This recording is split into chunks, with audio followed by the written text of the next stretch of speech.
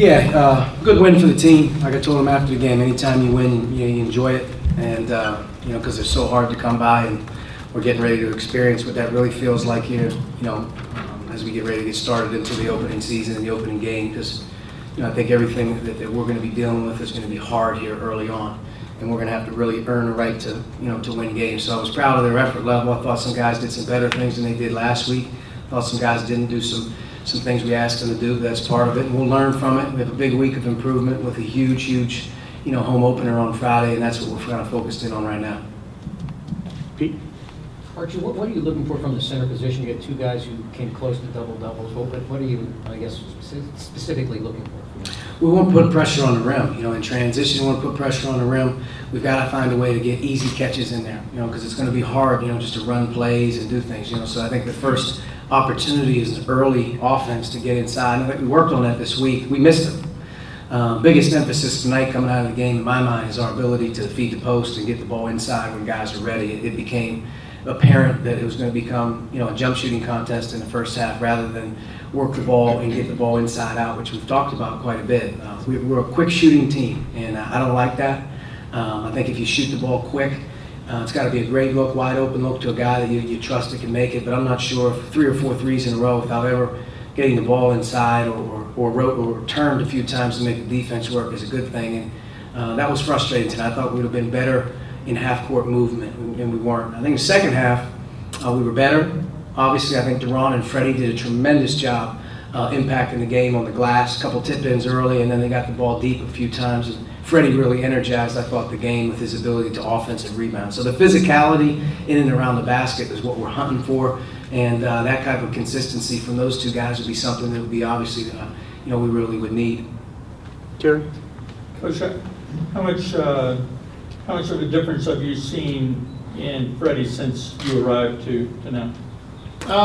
Freddie wants to do well. Freddie wants to please the coaches. You know, he's a guy that, you know, if you ask him to do something, he's going to try like heck to do it. I think he's a guy that's learning a new role, sort of with what we're asking him to do compared to what he was asked to before. I think he understands his role a little bit better. And you could see through this game, he was pretty active on both ends of the floor. You know, he's small and undersized at times in the post, but I think he's working hard on that.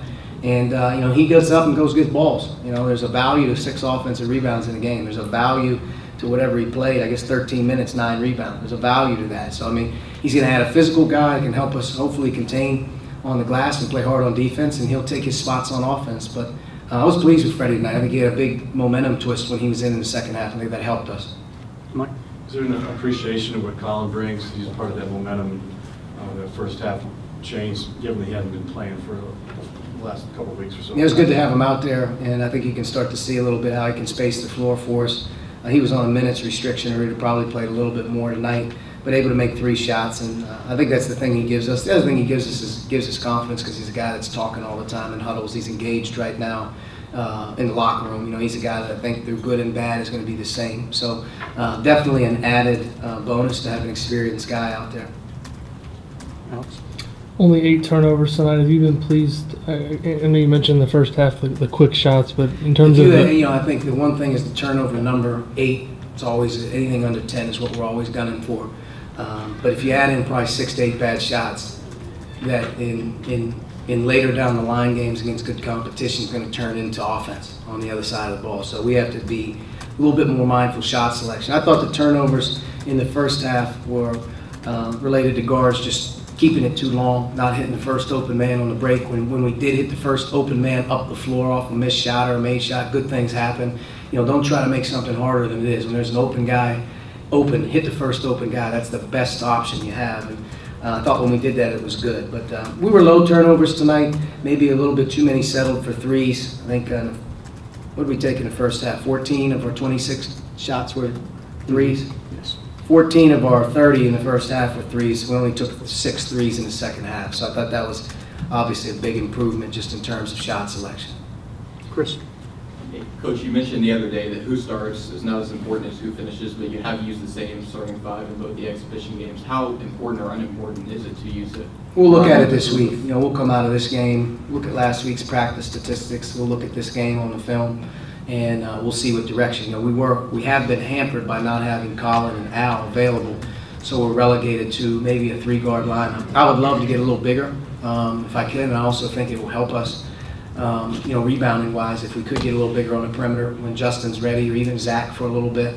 But we're going to have to, play it by ear here. I think as the game gets moving on, I'm more comfortable right now knowing who I want to put in and keep in, and who I need to get out when I need to get out. But Al was on a 10-minute restriction as well tonight. He was only going to play about 10 minutes, so Al would have probably played another 5 to 7 minutes if I could have got him out there as well. But the rotation is going to be something that's going to be tinkered with and played with most of the season, I think. And my hope is that we have some guys emerged and feel like they can keep competing and working towards getting on the floor more.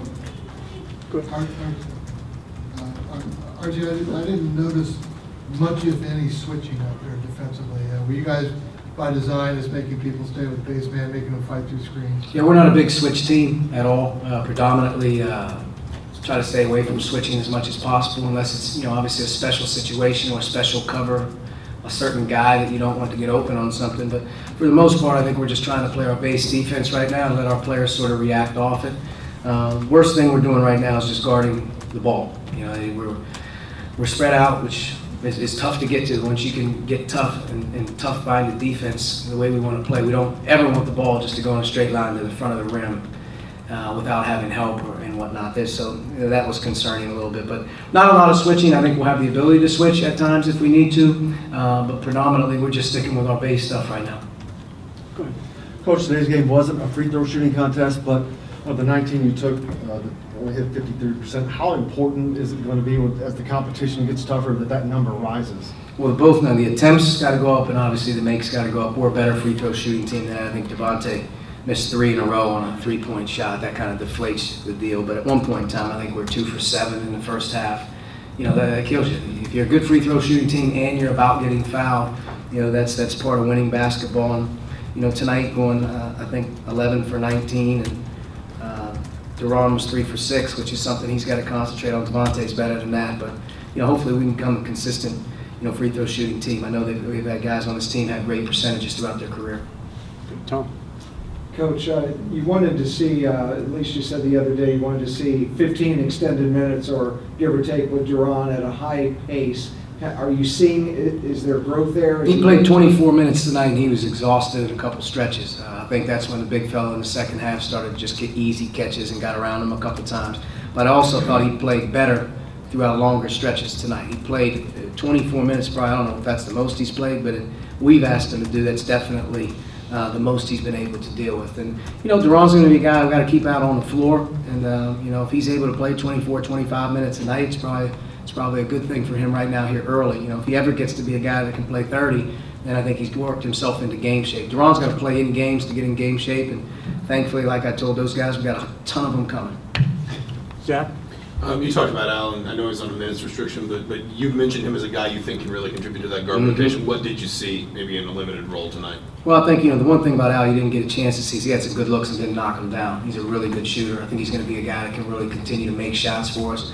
He makes good decisions. He's an efficient player. He doesn't need to dribble it a ton to make plays. I think he had that one drive where he got coming off the right side of the elbow, which he curled off a little screen and slithered in for a little basket. He also had a finish with the left hand at the basket. He's like a smooth offensive player, and he's trusted right now defensively, although in limited action in games, that I think he's doing the right thing. So I think Al definitely has a chance to grab a really good role. He's worked hard at it. You're seeing a guy that hasn't practiced, but probably 10 times this season. I mean, he's probably out of 30, missed at least half of them, being out at least a week early, and then at least another 7 to 10 days here recently. So he doesn't even have the reps these other guys have had. George. Archie, you may have already said this, but have you decided who you're going to redshirt? Right now, Race Thompson is the only guy on the team that will redshirt. There could be some conversations maybe this week if we thought about doing something like that, but I just feel like we're going to need all hands on deck with our roster. We've got so many guys that have been banged up in their career. You never know how that's going to work with injuries. And I also think that our young guys, and maybe even Justin and Clifton, who aren't playing as much here right now, I've seen guys in that same role, by February, play double-figure minutes for you at certain times if things aren't going right. So right now, the only thing that's 100% is Race Thompson will be redshirted this season. All right, Coach. Thank you. Thank you.